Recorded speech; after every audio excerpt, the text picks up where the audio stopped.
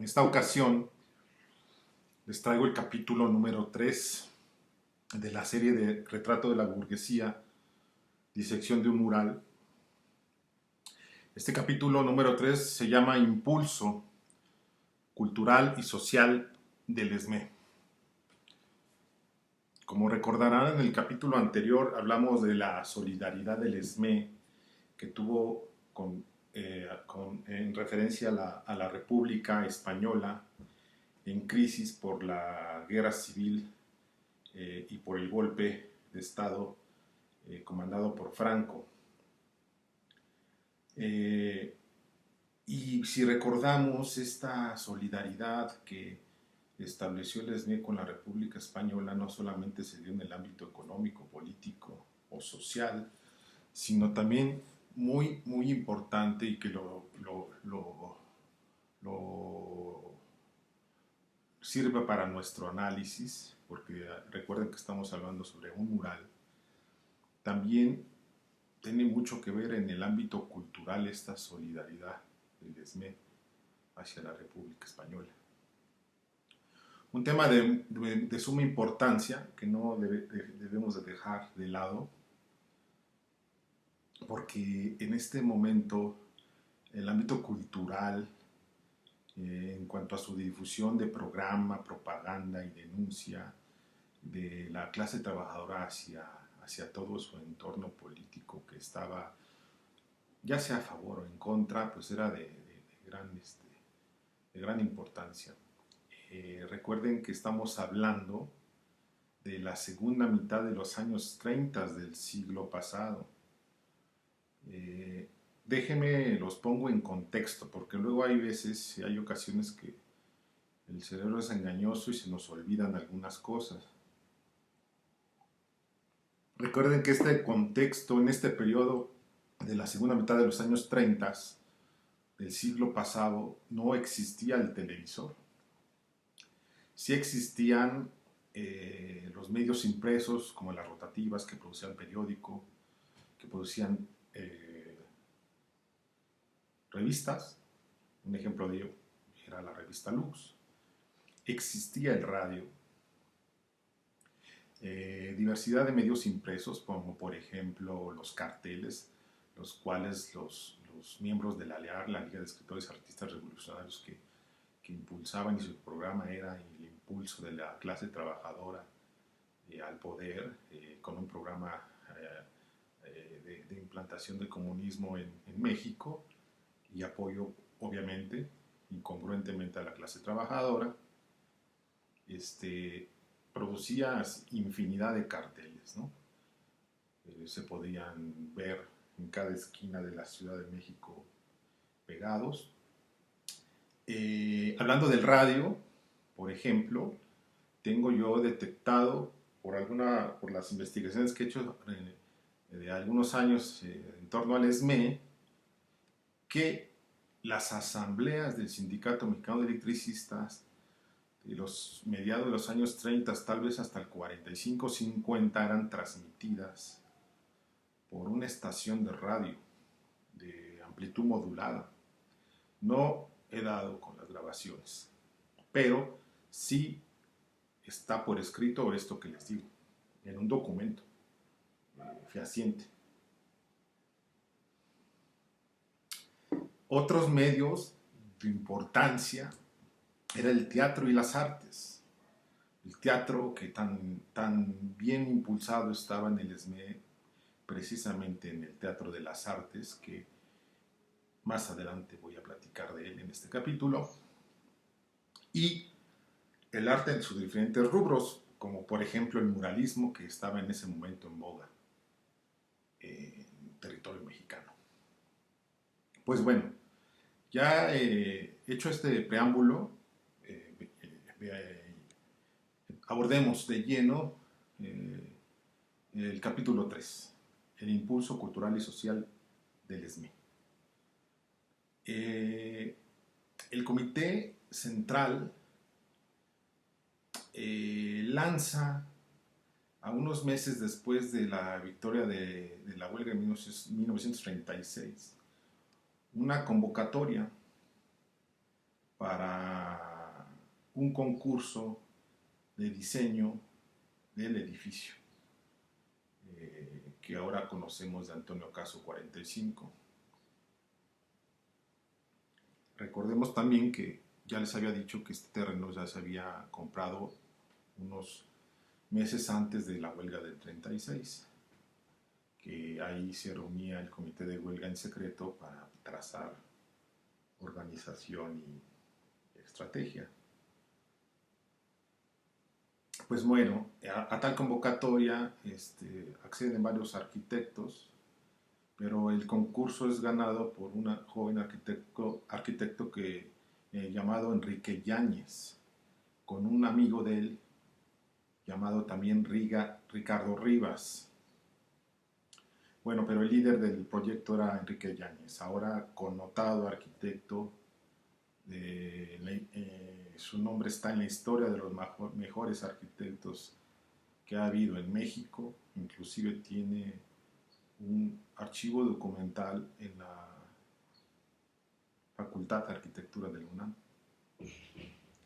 Y este arquitecto pertenecía a la Unión de Arquitectos Socialistas y también pertenecía a la LEAR, la Liga de Escritores Artistas Revolucionarios. Cuenta Yáñez que, enterándose de la convocatoria que lanzó el ESME, él iba de viaje en autobús hacia Guadalajara y, aprovechando que estaba tranquilo y viendo el viaje, pues hizo los primeros trazos del edificio del ESME en el camión, en el autobús yendo hacia Guadalajara, que luego este proyecto también sería su proyecto de tesis para postularse ya como licenciado en arquitectura por la UNAM. Pues bueno, entonces le dan el proyecto a Enrique Yáñez, acompañado por Ricardo Rivas, y después Enrique Yáñez invita también a trabajar en el proyecto a José Luis Benlliure.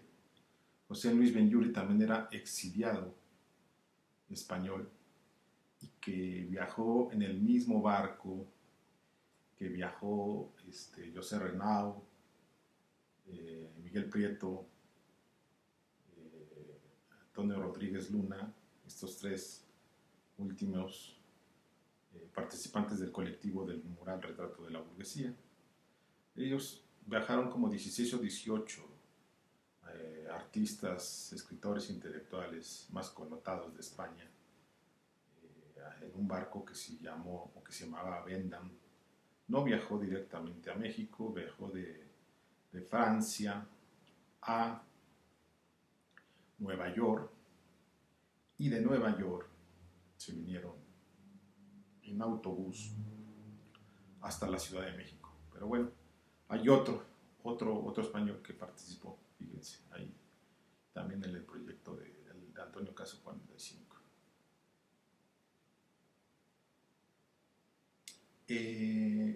Dado ello, el primer aniversario de la huelga de 1936 se puso la primera piedra del edificio de Antonio Caso 45, pero a su vez el Comité Central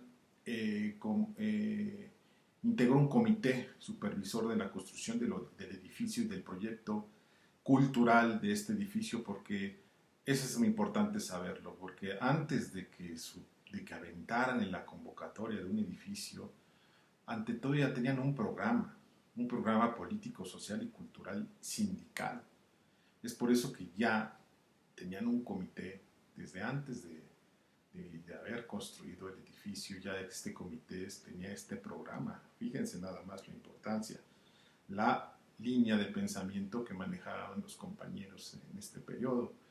Bueno, este comité fue conformado por Francisco Breña Alvírez, que era en ese momento secretario de Educación y Propaganda; Manuel Paulín, que era secretario general; Ravid Roldán, secretario del Trabajo; y como coordinador de todo el proyecto, edificio y proyecto cultural, Luis Espinosa Casanova. Luis Espinosa Casanova es el sobrino nieto, al parecer, si no mal recuerdo, de González Casanova, la persona el maestro que fue rector de la UNAM hace como 20, 30 años. Luis Espinosa Casanova, habría que hablar de él porque ahorita les trazo un poco su trayectoria, pero lo vamos a abordar un poquito más adelante en este capítulo. Pero les voy adelantando que había sido ya secretario general en el año de 1935 y fue gran impulsor, y creo que es una de las piezas claves para que el mural se realizara en Antonio Caso 45.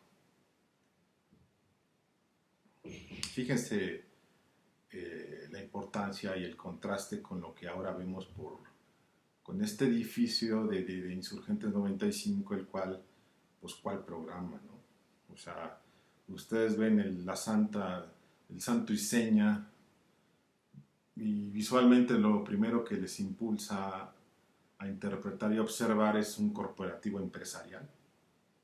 Allá nos estaba dando el significado de para dónde iba Martín Esparza, ¿no? Un corporativo empresarial sin seña arquitectónica alguna que nos diga, nos refleje una congruencia ideológica con respecto al sindicalismo. No existe. Más bien es un corporativo ahí mediocre y sin estilo arquitectónico salvable, ¿no? Pero bueno, regresemos al capítulo.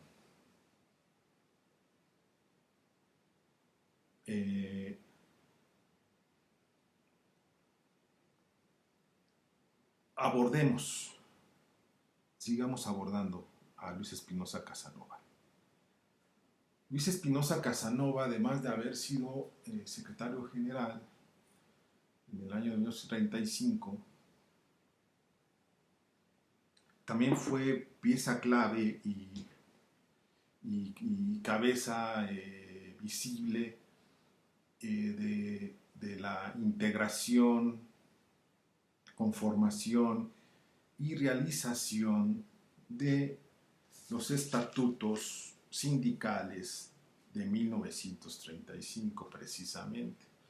Estos estatutos fueron de suma importancia porque ya fue el corazón ideológico y programático del Sindicato Mexicano de Electricistas desde su punto de vista de obligaciones y derechos de los sindicalistas. Cabe destacar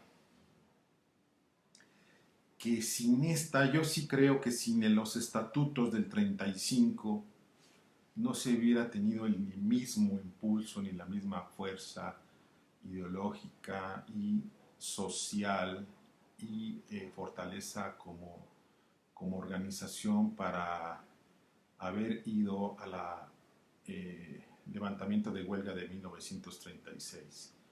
Pero miren, en estos estatutos hay una cláusula de suma importancia y de mucha vanguardia a nivel nacional e internacional para el sindicalismo de esos años. El artículo 6 de estos estatutos, ahorita les voy a poner la portada, o bueno, los estatutos que tengo, que es un facsímil que se llevó a cabo tal vez en el año 2000, 2004, 2005, por algún compañero de educación y de propaganda seguramente que estaba en ese momento en el ESME. En ese artículo 6, cláusula 2, inciso C, decía a la letra: El Sindicato Mexicano de Electricistas deberá fomentar su unión y progreso económico, intelectual, social y físico de sus agremiados, en particular de los trabajadores en general, a cuyo fin luchará por la elevación cultural y moral de la clase trabajadora mediante la difusión del conocimiento científico, artístico y ético en sus diversas formas, tendiendo este último a realizar el bien de la colectividad, de preferencia al bien del individuo. Miren, entonces, la importancia de llevar la parte intelectual y cultural hacia el integrante del Sindicato Mexicano de Electricistas, y no solamente a él, sino comprometerse a difundirla en torno a la clase trabajadora, a todos solidarizarse con la clase trabajadora en su conjunto. Esta es una pieza clave del por qué o por qué podemos entender la dimensión estética y social y cultural del ESME en ese periodo. Pues bueno, miren, hay una imagen bien histórica, muy bonita, donde ya ahorita la voy a subir para que la vean. Es una vista del terreno donde se construirá el edificio de Antonio Caso 45, donde estaría el mural retrato de la burguesía en unos años después. Entonces hay como 3 bloques de textos los cuales nos dicen qué iba a haber, ¿no? en este edificio. Se le llama Nuevo Hogar Social del ESME, construido en 1560 metros cuadrados. Iba a contar con servicio médico, que incluía todas las especialidades para su momento, hospitalización, quirófano, laboratorio farmacéutico, porque habría que decir que a través de la cooperativa se hizo un laboratorio que hacía medicamentos. Había un laboratorio que hacía medicamentos para el mismo ESMEITA. Escuela para 200 alumnos, una biblioteca para 30,000 volúmenes, imprenta editorial, cooperativa de consumo con farmacia, el gimnasio, sala de asambleas con aforo para 1,000 butacas, equipada con aparato de cine sonoro, un casino obrero y las oficinas administrativas del comité, ¿no? Un lugar, un edificio multiservicial o poliservicial para un organismo independiente y democrático en ese periodo. Les subo esta otra imagen que es muy bonita, y ahí ya llevan tal vez como el primer piso ya construido, y al fondo miren bien, vean ustedes cómo se ve el monumento a la revolución.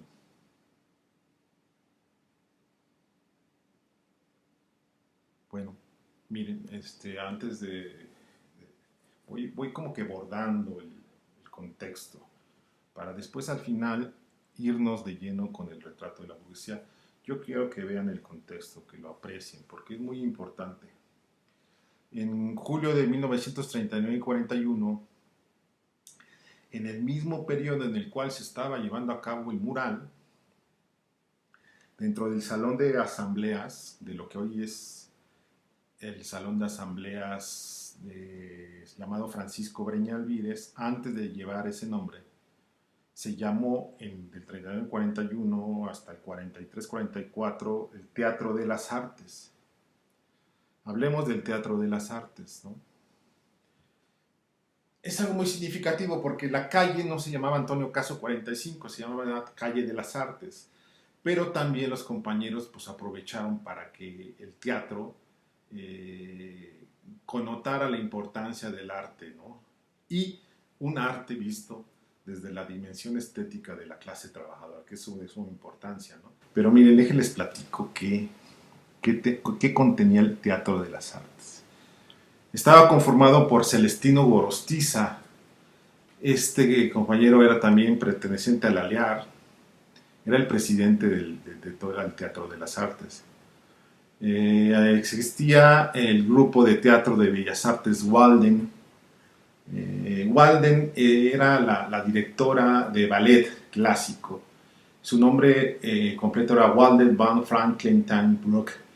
Ella era una bailarina que la directora de ballet, y este grupo de ballet practicaba tanto en el auditorio como en el gimnasio. Y este ballet ayudaba al ballet de Bellas Artes. O sea, ahí practicaban y luego se presentaban en el Teatro de las Bellas Artes. Miren, en el área de música se encontraba Silvestre Revueltas, que ya les había dicho en la anterior ocasión. Pero en muy poco tiempo Silvestre Revueltas estaba ya enfermito y falleció al tiempo, no sé, tal vez meses al año. Y lo suplió Rodolfo Hafter.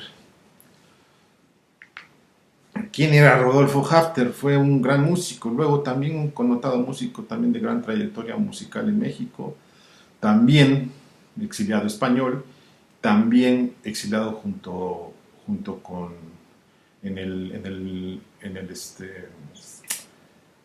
el barco Bendam, en donde también viajó Prieto, Luna y Renao. Bueno, y ya para los años 40 también estuvo en el área de música Blas Galindo. Gabriel Fernández Ledesma fue el del consejo de escenógrafos. Fíjense, estuvo también la hermana de Álvarez Bravo, Lola Álvarez Bravo, en la sección de cine. Y en la dirección escénica, o sea, en la dirección de teatral, Seki Sano, siendo el representante oficial del Teatro de las Artes, y el ingeniero Luis Espinosa Canasanova, este compañero que ya les dije que en el año 35 había sido secretario general, cabeza visible de la organización y conformación de los estatutos de 1935, y bueno, ahora representante también del Teatro de las Artes, ¿no? Luis Espinosa Casanova, habría que decirlo que militaba también en el Partido Comunista Mexicano. Eso lo platicaré más adelante. Era muy amigo de este abogado que les dije que no lo olvidara, Mario Pavón Flores, el abogado que ayudó a conducir el estallamiento de huelga de 1936, ¿no? Miren la imagen. Esta imagen es hecha de la mano de Enrique Yáñez. Son los planos.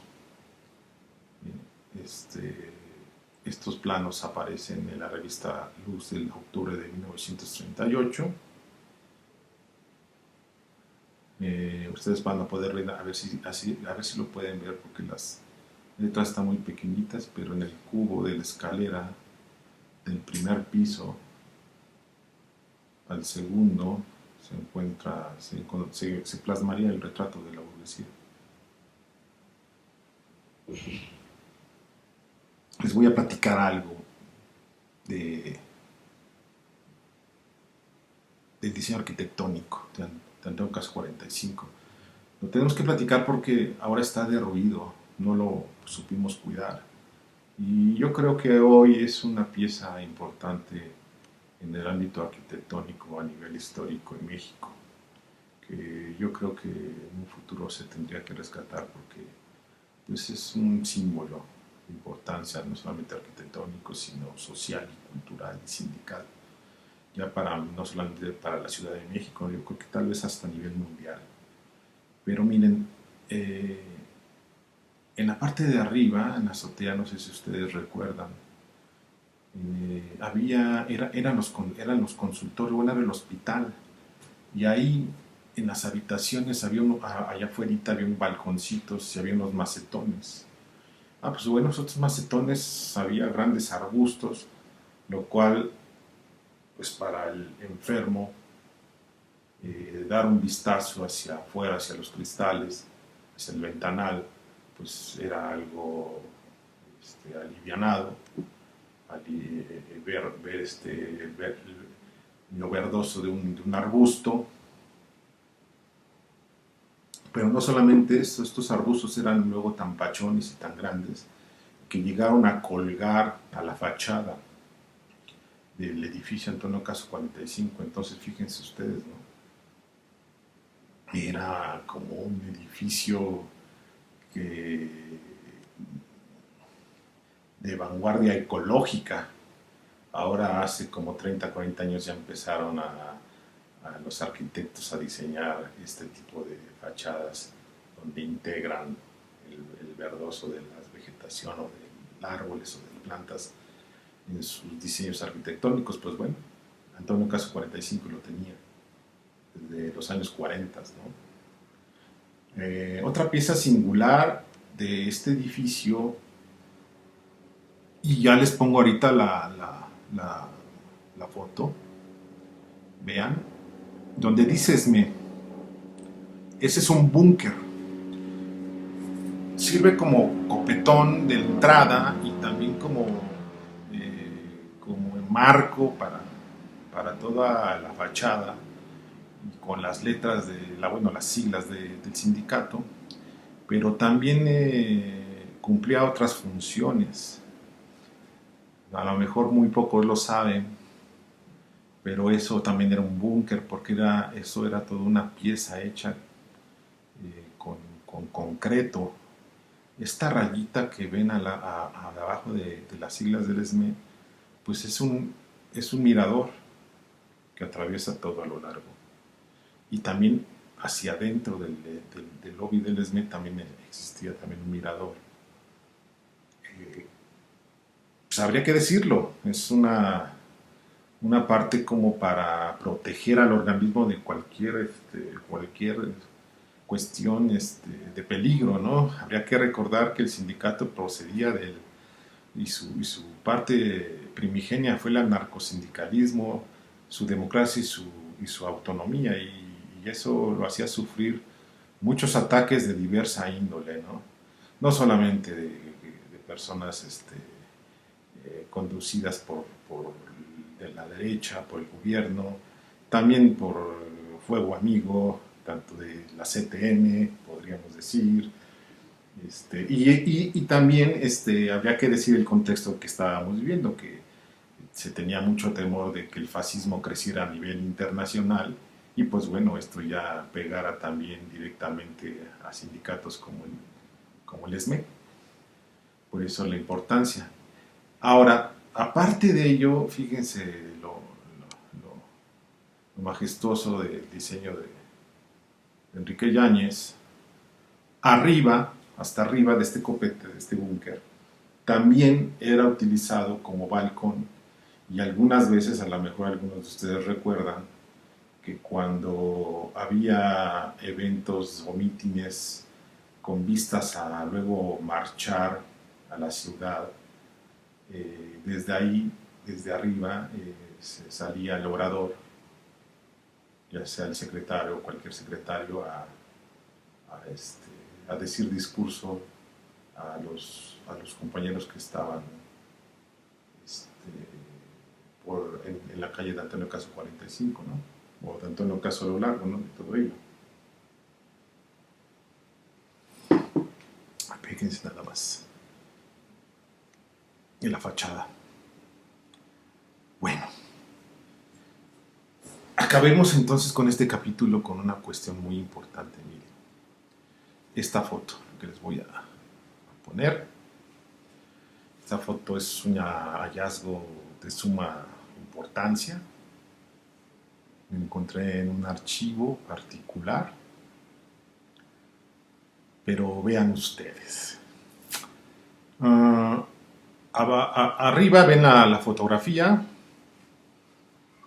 abajo van a ver las siluetas de esta fotografía, y si ustedes pueden ver, están numeradas, cada cabecita está numerada para identificar los personajes que se encuentran en esta fotografía.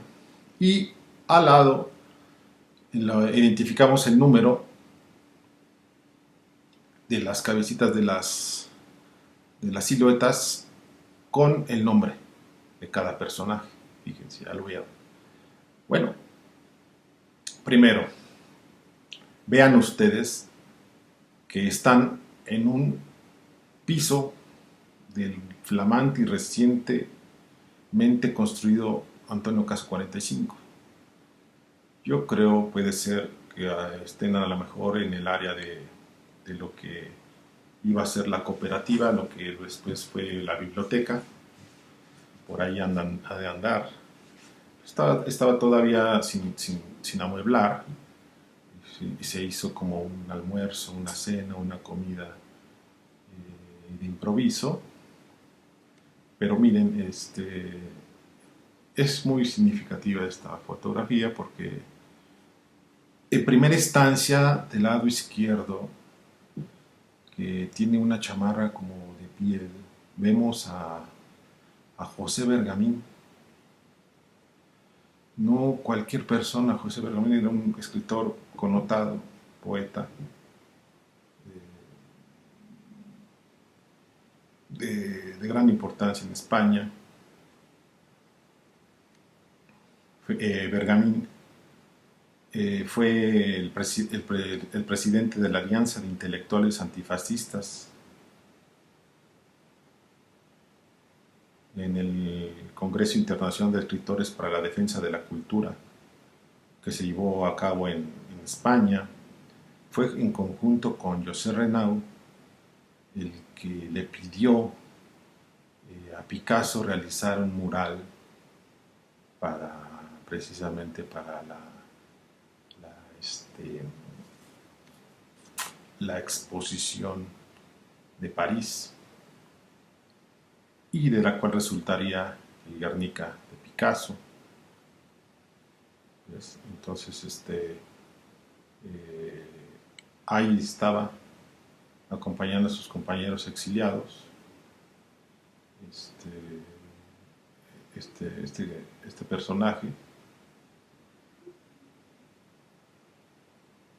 En el número 2 vemos a presentar a Rodolfo Hafter, la persona que les dije que después de la muerte de Silvestre Revueltas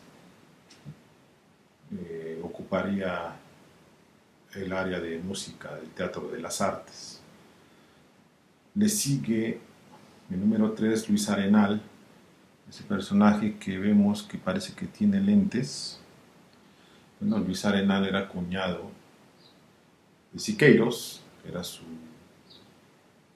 compañero de taller, era un ayudante muy importante para Siqueiros en los murales anteriores y por venir.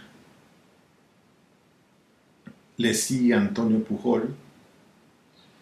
Antonio Pujol también, que fue integrante del colectivo del mural, que fue a combatir a la Guerra Civil Española junto con Siqueiros y otros tantos. Alrededor de 600 mexicanos fueron en apoyo de la República Española a combatir en contra de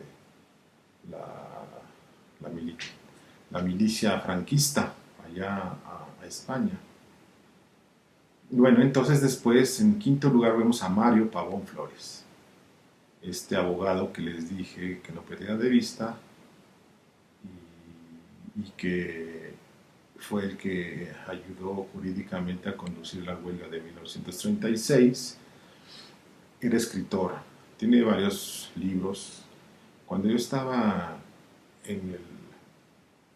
integrando el archivo del Sindicato Mexicano de Electricistas, el archivo histórico, hicimos un libro, editamos un libro a Óscar Alzaga, que hizo una investigación en torno a este compañero, y ahí encontramos que entre algunos libros hizo uno muy importante en ese periodo que se llama el ABC de las huelgas. Está muy bueno porque es una especie como de manual para cómo llevar a cabo una huelga, ¿no? Y lo tomaron muy a pie muchos organismos en ese momento. Y digo, como no le iban a hacer caso, pues ya había sido un conjunto con el comité de huelga, el que había conducido a la victoria, la huelga del 36 del ESME. Al lado de él hay una compañera, una dama, que es desconocida, no sabemos, es decir, no encontré quién era. Pero miren, después vemos a Luis Espinosa Casanova. Vean, ahí está, se parece mucho a Francisco Breña Alvídez, lo que pasa es que Espinosa Casanova creo que tiene un poco la cara un poco más fina, más delgada. Al lado de él, vean quiénes está. Está Seki Sano. Seki Sano era el director de cine, también exiliado. Pues es que estuvo viviendo en la URSS, después en Polonia, le agarró la situación fascista nazi en ese momento y se viene para México. Tuvo una trayectoria de suma importancia para la técnica teatral en México. Cabe destacar que les platicaré una anécdota hace poco que platicaba con mi papá, un compañero también que fue sindicalizado y jubilado de Luz y Fuerza del Centro. Mi papá se llama Mauro Sánchez Ramírez, fue varias veces representante del taller eléctrico. Platicaba de la investigación que estaba haciendo. Y en eso salió Seki Sano. Me dice, Seki Sano es un oriental. Sí, me dice, sí. Ah, pues yo lo conocí porque antes de haber entrado a Luz y Fuerza del Centro, mi papá trabajaba en una refaccionaria. Ha ido al lado de donde están los bomberos, de aquí Insurgentes, hay una refaccionaria. Y ahí trabajaba mi papá y dice que esa refaccionaria pues, estaba muy grande porque tenía un estacionamiento muy amplio. Y ahí trabajaba junto, como 2 o 3 veces a la semana en las tardes. Daba talleres de teatro a actores. Pero mi papá nunca había sabido que Seki Sano fue parte importante del ESME en el Teatro de las Artes, fíjense. Y tuvo una trayectoria de suma importancia. Bueno, esa es la anécdota, ¿no? Mi papá me pareció muy peculiar. Al lado de Seki Sano, vean quién está. Vicente Lombardo Toledano. Aquí está como que el trío, el cual entre Pavón, Casanova y Lombardo, los tres pertenecientes al Partido Comunista Mexicano, Lombardo liderando la CTM, que quieren forzar la entrada del ESME no solamente a la CTM, sino que se alineara con la unidad popular, con esta idea de hacer un frente de la unidad a toda costa, y se alineara el ESME con toda esta corriente para luego entonces llegar a buen puerto, que ellos lo creían, un estado socialista con vistas a llegar al comunismo en México después del sexenio de Lázaro Cárdenas. Pero lo que no contaban es que Francisco Breña Alvídez y su grupo, que eran, estos tres eran, como eran del Partido Comunista, pues eran estalinistas. Pero Francisco Breña Alvídez era de izquierda, pero no era estalinista. Él rompe antes, y lo platicaremos al ratito, con el stalinismo, y él se alía más con el trotskismo. Entonces ya son grupos en pugna, aunque sean de izquierda, pero estaban en pugna, ¿no? Y eso hace que fluyan varios factores de lucha, de tensión en los últimos años de los años 30, que influyen hasta en el mural Retrato de la Burguesía. Eso lo platicaremos más adelante. Y entonces ahí está Lombardo Toledano, que no era muy amigo del ESME, porque sí les metía un poco de freno y de candor a los breñistas. Tanto alguna vez los combinó a Paulina que levantara la huelga del 36 porque ya era insostenible, decía. Y también las peleas y luchas, bueno, no peleas, sino peleas verbales, debates que sostenía Breña Alvírez y Lombardo Toledano. Eran muy buenos estos debates y era el único político que le daba lucha ideológica y argumentativa a Lombardo Toledano, Francisco Breña Alvírez. Bueno, después en número 10 vemos a Teresa Serna, esposa de Antonio Rodríguez Serna, que apenas se ve nada más su boinita. Y yo les digo que será porque ella también aparece siempre en boina en las fotos que aparecen con los senos del barco Vendan. Viene también con su misma boinita y al lado está su esposo. Ese que ven, que es el número 11, es Antonio Rodríguez Luna, integrante del colectivo. Después viene la esposa de Miguel Prieto, Angelita Ruiz. Y por último, al frente de traje, de saco, vemos a Miguel Prieto Anguita, también integrante del colectivo de Desne. Como verán, aquí los únicos que faltan, porque pues digo, eran los chiefs, ¿no? Eran los jefes. Y se cosían aparte, era Siqueiros y José Renau. Pero si hubieran estado ellos, pues miren, qué foto tan importante, más importante hubiera sido, ¿no?